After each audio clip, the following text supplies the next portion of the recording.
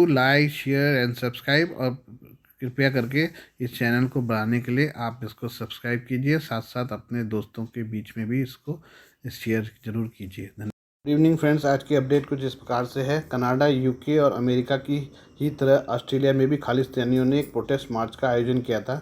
यहां पर मेलबोर्न में शनिवार को भारतीय दूतावास के बाहर खालिस्तानियों ने प्रदर्शन का मन बनाया था, मगर जानकारी के मुताबिक यह प्रदर्शन पूरी तरह से फ्लॉप साबित हुआ। कनाडा में हरदीप सिंह निज्जर की हत्या के विरोध में इस प्रदर्शन का आयोजन हो रहा है। पिछले दिनों दूतावास के बाहर भारत के हाई कमिश्नर और काउंसल जनरल पर खालिस्तानी पोस्टर लगाए गए थे। इन पोस्टर पर इन राजनयिकों को खालिस्तानी लीडर निज्जर का हत्यारा करार दिया गया था। मेलबर्न की सेंट किल्डा रोड पर हुई रैली में खालिस्तानियों ने कुछ भारतीयों के साथ मारपीट और धक्का मुक्की भी की। जो पोस्टर भारतीय दूतावास के बाहर लगे थे उनमें एक AK-47 राइफल नजर आ रही थी।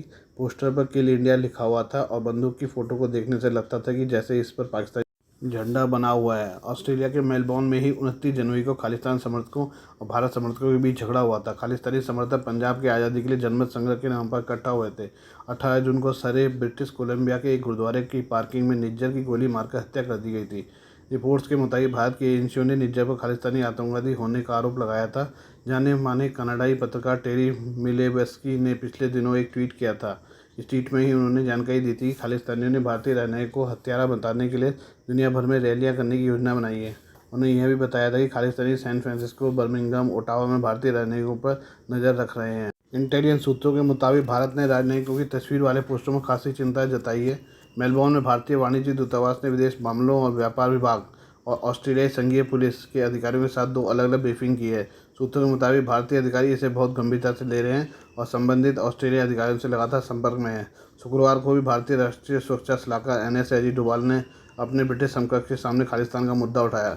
डोभाल ने साफ कर दिया कि अभिव्यक्ति की आज़ादी के नाम पर आतंकवाद या हिंसा को बढ़ावा देने वालों को जगह नहीं मिलनी चाहिए। आइए हम दक्षिण चीन सागर के बारे में कुछ बात करें। दक्षिण चीन सागर के बाद अब हिंद महासागर में फुफकार रहे चीनी ड्रैगन पर नकेल कसने के लिए भारत और ऑस्ट्रेलिया ने कमर कस ली है। भारतीय नौसेना का विमान ऑस्ट्रेलिया के कोकोस द्वीप समूह पहुंचा है।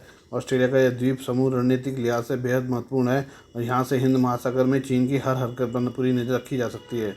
विश्लेषकों के मुताबिक नौसेना के विमान का कोकोस द्वीप पहुंचना भारत और ऑस्ट्रेलिया के बीच बढ़ती दोस्ती का प्रतीक है। साल 2022 से लगातार भारतीय नौसेना और ऑस्ट्रेलियाई नौसेना दोनों के ही विमान एक दूसरे के यहाँ आ जा रहे हैं। इससे पहले साल 2020 में लॉजिस्टिक सपोर्ट को लेकर दोनों देशों के बीच समझौता हुआ था। भारत की ओर से चीनी सबमरीन का काल कहे जाने वाले P-8I समुद्री निगरानी विमान डार्विन पहुंचे थे। वहीं ऑस्ट्रेलिया के P-8 विमान गोवा तट से लेकर तमिलनाडु के ठिकानों पर उतरे थे। इस तरह से दोनों देश मिलकर समन्वय बनाते हुए उत्तरी हिंद महासागर में, बंगाल की खाड़ी, दक्षिण पूर्व एशिया और अरब सागर में निगरानी कर रहे हैं। विश्लेषकों लंबे समय से मांग कर रहे थे कि भारत को ऑस्ट्रेलिया के कोकोस द्वीप समूह तक पहुंच दी जाए। यह द्वीप समूह सुंडा स्ट्रेट और मलक्का स्ट्रेट के पास है। इस द्वीप के रनवे को बढ़ाया गया है ताकि P-8 विमान इस पर उतर सके। इस द्वीप का इस्तेमाल साल 2021 से भारत के स्पेस मिशन की मदद के लिए भी किया जा रहा है। इसी सप्ताह के में भारतीय नौसेना के डॉनियर और वायुसेना के C-130 हरक्यूलिस विमान भी कोकोस द्वीप समूह पर पहुंचे हैं। इस तरह से यह द्वीप भारत और ऑस्ट्रेलिया के लिए हिंद महासागर में निगरानी का बड़ा अड्डा बन गया है। हिंद महासागर का मलक्का स्ट्रेट का चीन के लिए टेंशन बढ़ा है। चीन का अरबों डॉलर का व्यापार मलक्का स्ट्रेट के रास्ते होता है। यहाँ भारतीय नौसेना अंडमान निकोबार से उसे आसानी से घेर सकती है। वहीं सुंडा स्ट्रेट के पास ही कोकोस द्वीप है जहाँ से ऑस्ट्रेलिया चीन को घेर सकता है। ये दोनों ही रास्ते प्रशांत महासागर से हिंद महासागर में घुसने के रास्ते हैं। ऑस्ट्रेलिया भारत ही नहीं बल्कि हिंद महासागर के अन्य देशों जैसे श्रीलंका, बांग्लादेश और मालदीव के साथ भी रिश्ते मजबूत कर रहा है। ऑस्ट्रेलिया अपनी क्षमता बढ़ाने के लिए अमेरिका पर पूरी तरह से निर्भर नहीं रहना चाहता है। हिंद महासागर में निगरानी करना किसी एक देश की बस की बात नहीं है। इसी वजह से ऑस्ट्रेलिया भारत, फ्रांस और क्षेत्र के अन्य देशों के साथ रिश्ते मजबूत कर रहा है। आइए हम नेपाल के बारे में बात करें। नेपाल के प्रधानमंत्री पचन ने हाल ही में भारत का दौरा किया था, जिसके बाद उन्हें PM मोदी से मिले समर्थन की सराहना की थी। पचन से पहले भारत और नेपाल के बीच कई मुद्दों पर मतभेद भी सामने आए थे, लेकिन अब नेपाल और भारत सीमावर्ती महाकाली नदी पर प्रस्तावित 6,480 मेगावाट क्षमता की पंचेश्वर बिजली परियोजना से संबंधित विस्तृत परियोजना रिपोर्ट DPR को अंतिम रूप देने के लिए विशेषज्ञों की बैठक करने पर सहमत हो गए हैं। एक रिपोर्ट के अनुसार नेपाल के पोखरा में गुरुवार और शुक्रवार को आयोजित पंचेश्वर विकास प्राधिकरण की शासकीय परिषद की बैठक के दौरान इस पर सहमति बनी। नेपाल के ऊर्जा, जल संसाधन और सिंचाई मंत्रालय के प्रवक्ता मधु भेटुवाल के हवाले से कहा गया कि इस बैठक में विशेषज्ञों के दल का मार्च में समाप्त हो चुका कार्यकाल आगे बढ़ाने का निर्णय लिया गया है। उन्होंने कहा कि दोनों पक्ष डीपीआर विस्तृत परियोजना रिपोर्ट पर मतभेदों को दूर करने और डीपीआर को अंतिम रूप देने की दिशा में आगे बढ़ने के लिए 10 दिनों के भीतर विशेषज्ञों की टीम की अगली बैठक आयोजित करने पर भी सहमत हुए। पंचेश्वर बहुउद्देशीय परियोजना पीएमपी नेपाल और भारत की सीमा पर स्थित महाकाली नदी पर विकसित की जाने वाली एक द्विराष्ट्रीय जल विद्युत परियोजना है।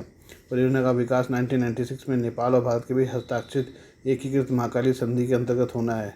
इसमें भारत और नेपाल में महाकाली नदी के दोनों छोर पर 3240 मेगावाट के भूमिगत बिजली घरों का निर्माण किया जाएगा। बिजली पैदा करने के अलावा यह परियोजना बाढ़ सुरक्षा अन्य आकस्मिक लाभों के साथ नेपाल में 1,30,000 हेक्टेयर भूमि और भारत में 2,40,000 हेक्टेयर भूमि की सिंचाई सुविधा भी उपलब्ध कराएगी।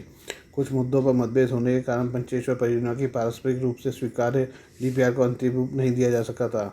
नेपाल के ऊर्जा, जल संसाधन और सिंचाई मंत्रालय में संयुक्त सचिव भेटुआल ने कहा कि इस संबंध में 500 से ज़्यादा अनसुलझे मुद्दे थे जो अब घटकर 127 रह गए हैं। आइए अब रूस यूक्रेन युद्ध के बारे में बात करें। रूस यूक्रेन युद्ध को लेकर दो बड़ी खबरें आ रही हैं। पहली खबर यह है कि रूस के विदेश मंत्री सर्गेई लावरोव इस साल अप्रैल में संयुक्त राष्ट्र की सुरक्षा परिषद की बैठक में शामिल होने के लिए अमेरिका पहुंचे थे। यहाँ उन्होंने अमेरिका के 3 पूर्व नेशनल सिक्योरिटी अफसरों से सीक्रेट बातचीत की थी। दूसरी खबर यह है कि अमेरिका यूक्रेन को 140 से ज़्यादा क्लस्टर बम दे सकता है। इस बम की डिमांड यूक्रेन ने खुद की थी। सबसे ज़्यादा चर्चा रूस के विदेश मंत्री सर्गेई लावरोव अमेरिका के पूर्व सुरक्षा अफसरों के बीच हुई मुलाकात की हो रही है।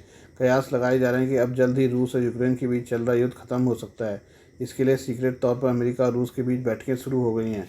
आइए जानते हैं कि अब तक इस मामले में क्या क्या हुआ है। क्या वाकई में अब दोनों देशों के बीच युद्ध खत्म हो जाएगा? रूस यूक्रेन के बीच चल रहे युद्ध को 500 दिनों से ज़्यादा हो चुके हैं।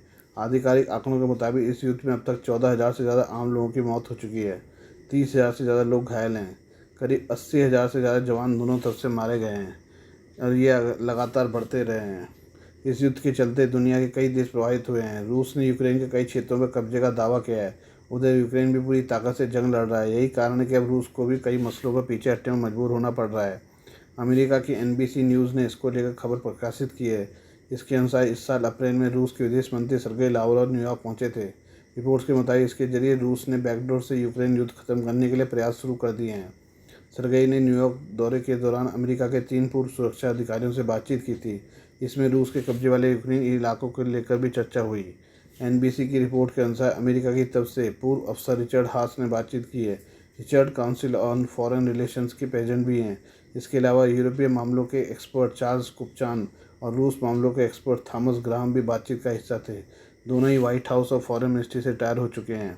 मीडिया रिपोर्ट के मुताबिक इस बातचीत की जानकारी अमेरिकी राष्ट्रपति जो बाइडेन को भी है। हालांकि अभी व्हाइट हाउस इससे दूरी बनाकर चल रहा है। वहीं रूस ने इस दावे को खारिज कर दिया, कहा कि यह भ्रामक रिपोर्ट है। रूस ने यूक्रेन के जिन इलाकों पर कब्जा किया उसका क्या होगा? जंग में कैदी बनाए गए लोगों का क्या होगा? यूक्रेन पर रूस का कितना हस्तक्षेप रहेगा? रूस पर लगे प्रतिबंधों का क्या होगा? इन बिंदुओं को लेकर बातचीत होने का दावा है। तो क्या अब खत्म होने वाला है रूस यूक्रेन युद्ध? इसे समझाने के लिए विदेश मामलों के जानकार डॉक्टर आदित्य पटेल ने बताया है।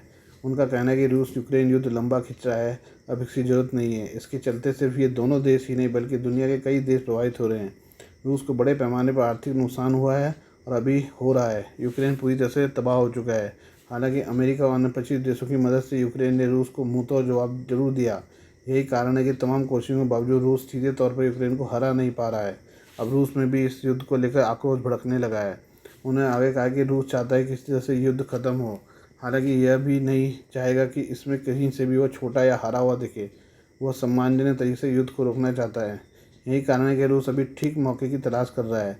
अगर यूक्रेन कुछ हद तक अपने कदम पीछे हटने को तैयार हो जाए तो संभव है रूस युद्ध से तुरंत रोकने का ऐलान कर दे। ऐसा तभी होगा जब अमेरिका हस्तक्षेप करेगा। यही कारण है कि रूस ने बैकडोर से अमेरिका से बातचीत शुरू कर दी है। आइए हम पंचायत चुनाव के बारे में बात करें जो अभी पश्चिम बंगाल में हो रहे हैं। पश्चिम बंगाल के सभी दलों ने विभिन्न जिलों में पंचायत चुनाव के बीच 11 लोगों की हत्या की शनिवार को निंदा की, जबकि विपक्षी भाजपा ने राज्य में राष्ट्रपति शासन लगाने की मांग की है। वहीं चुनावी हिंसा में अपने 6 समर्थकों को खोने वाली सत्तारूढ़ तृणमूल कांग्रेस TMC ने विपक्ष पर हिंसा भड़काने का आरोप लगाया और मतदाताओं की सुरक्षा करने में विफल रहने के लिए केंद्रीय बलों की आलोचना की। दूसरी ओर प्रदेश कांग्रेस अध्यक्ष अधीर रंजन चौधरी ने आरोप लगाया कि तृणमूल कांग्रेस के गुंडों को खुली छूट मिल रही है और जनादेश को लूटा गया है। वहीं माकपा के राज्य सचिव मोहम्मद सलीम ने दावा किया कि केंद्रीय बल को सही तरीके से मोबिलाइज नहीं किया गया है आधी रात से मारे गए लोगों में तृणमूल कांग्रेस के 6 सदस्य, भाजपा, माकपा, कांग्रेस और आईएसएफ के एक कार्यकर्ता और एक अन्य व्यक्ति शामिल हैं, जिनकी राजनीतिक पहचान का पता नहीं चल सका है। राज्य के वरिष्ठ मंत्री शशि पांजा ने कहा है कि कल रात से चौंकाने वाली घटनाएं सामने आ रही हैं। भाजपा, माकपा और कांग्रेस ने केंद्रीय बलों की मांग करते हुए सांठगांठ की थी। वे कहाँ तैनात है? टीएमसी कार्यकर्ताओं की हत्या की जा रही है, केंद्रीय बल कहाँ है? तृणमूल कांग्रेस ने एक बयान में कहा कि 8 जून को पंचायत चुनाव की घोषणा होने के बाद से 27 लोगों की मौत हुई है। उनमें से 17 तृणमूल से हैं, जो कुल मौतों का 60% से अधिक है। उन्होंने कहा कि अगर तृणमूल वास्तव में हिंसा भड़का रही होती, जैसे कि मीडिया आरोप लगा रहा है, तो उनके अपने कार्यकर्ताओं को निशाना क्यों बनाया जाएगा और उनकी हत्या क्यों की जाएगी? विपक्ष ने हार मान ली और अब मीडिया में अपने सहयोगियों को इस्तेमाल करते हुए इस कहानी को आकार देने की कोशिश कर रहा है कि हिंसा ने चुनाव को कैसे प्रभावित किया। बयान में कहा गया कि पूरे पश्चिम बंगाल में 60,000 से अधिक बूथ हैं। केवल 60 बूथों पर मतदान प्रक्रिया के दौरान व्यवधान देखा गया। राज्य विधानसभा में विपक्षी नेता भाजपा के शुभेंदु अधिकारी ने मांग की कि राज्य में राष्ट्रपति शासन लगाया जाना चाहिए। उन्होंने कहा, राज्य प्रशासन के तहत स्वतंत्र और निष्पक्ष चुनाव एक मरीचिका है। यह तभी संभव है जब चुनाव राष्ट्रपति शासन या अनुच्छेद 355 के तहत हो। संविधान के अनुच्छेद 355 में कहा है कि राज्यों को आंतरिक गड़बड़ी और भारी आक्रमण से बचाना संघ का कर्तव्य है। भाजपा नेता राहुल सिन्हा ने दावा किया कि राज्य चुनाव आयोग तृणमूल कांग्रेस सरकार के निर्देश के अनुसार काम कर रहा है और वह अपने कर्तव्यों को पूरी तरह से निर्वहन करने में विफल रहा है। उन्होंने कहा कि आज जिस तरह से मतदान करा रहे हैं उससे स्पष्ट है कई बूथों में केंद्रीय बल नहीं है, जबकि कुछ में राज्य पुलिस भी नदारत है। मेरे पास तस्वीरें और वीडियो है जहां सीसीटीवी तारों से भी जुड़े नहीं थे। इससे वास्तव में उपद्रवियों को हिंसा करने में मदद मिली। माकपा के राज्य सचिव मोहम्मद सलीम ने कहा कि उच्च न्यायालय के आदेश के बावजूद केंद्रीय बल को उचित तरीके से नहीं जुटाया गया और केंद्रीय एवं राज्य बलों के बीच की गड़बड़ी है। उन्होंने कहा कि आखिरकार लोग ही पीड़ित हैं। वहीं माकपा के वरिष्ठ नेता डॉक्टर सुजान चक्रवर्ती ने पीटीआई भाषा से कहा कि हथियारों का बड़े पैमाने पर इस्तेमाल हो रहा है और इन सभी घटनाओं के पीछे सत्तारूढ़ तृणमूल कांग्रेस का हाथ है। उन्होंने मतदान के दिन गड़बड़ी पैदा करने और वोट लूटने के पहले से इसकी योजना बना रखी थी। लेकिन मैं ये देखकर खुश हूँ कि कुछ स्थानों पर लोगों ने प्रतिरोध किया है। भाजपा के वरिष्ठ नेता रविशंकर प्रसाद ने कहा कि बंगाल में आज जो पंचायत चुनाव हो रहे हैं उसमें हिंसा का तांडव हो रहा है। अभी तक 1 दर्जन से ज़्यादा लोग मारे जा चुके हैं और बड़ी संख्या में लोग घायल हैं। ममता जी, आपने बंगाल को कहां से कहां पहुंचा दिया है। एक समय बंगाल लोकतंत्र की जननी थे, राष्ट्रीय जागरण का केंद्र था। सुभाष चंद्र बोस, रविन्द्रनाथ टैगोर, ईश्वरचंद्र विद्यासागर का बंगाल। कोई चुनाव होगा तो लाश गिरना जरूरी है क्या? उन्हें आगे कहा, ममता जी, मुझे आपसे एक सवाल पूछते हैं। पहले बिहार सहित बाकी प्रदेशों में भी बहुत सारी लाशें गिरती थी, अब तो चुनाव आयोग की सख्ती के कारण काफ़ी कम हो गया है। आपके यहाँ भी लोकसभा के चुनाव होते हैं, चुनाव आयोग की सख्ती के कारण हिंसा थोड़ी कम होती है, लेकिन जब आपकी सरकार ग्राम पंचायत का चुनाव करवा रही है तो क्या हो रहा है और कितने लोग मारे जाएंगे, क्यों मारे जाएंगे? केंद्रीय बलों को भी कायदे से काम नहीं करने दिया जा रहा है, ज़मीन पर कोई सहयोग नहीं मिल रहा है। ममता जी की पुलिस एक पॉलिटिकल आउटफिट के रूप में काम करती है। समझदार पुलिसकर्मियों को प्रोत्साहन नहीं मिलता है या उन्हें काम नहीं करने दिया जाता है। आज के लिए बस इतना ही, बाकी मिलते हैं कल आपसे नई खबरों के साथ। धन्यवाद।